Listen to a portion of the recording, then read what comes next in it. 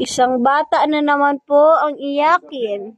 Iyakin dahil hindi siya nakapanood ng Cocomelon. Isang bata na naman ang hindi nagwagi. Hinawakan niya na at nainis. Kinuha ang cellphone ko. Mamaya niya.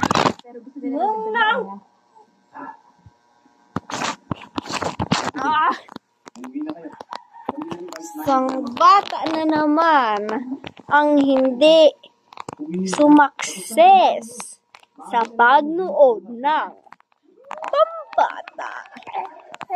Noong unang panahon, isang araw, once upon a time, kahapon, si Nunoy hindi kumain dahil siya ay umiinom lang ng gatas. Kinukuha niya pa ang cellphone. Ganyan ba ang tamang pagkontrol, bata? Ha? Alam kong naiinis ka ng bata ka. Iiyak mo ang iyong problema. Iyak mo. Kinuha niya na ang cellphone at ready to eat na. Kain. Ikaw, zino mo pa?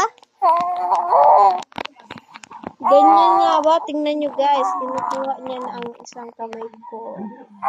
Ang isa, diba guys? Kinukuha niya na ang cellphone kasi gusto niya siya yung maghahawak. Ganyan siya ka-spoiled. Ganyan yan siya ka-spoiled. Spoiled yan guys. So, huwag kayo dyan kay Nunoy. Spoiled yan. Riley? Diba guys? Naiinis yan. Spoiled brat yan. Picture tayo. Ay kung ano mo.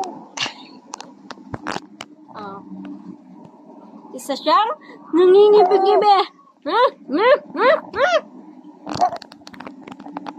Gusto niya siya ang kakainin niya na guys. Kakainin niya na.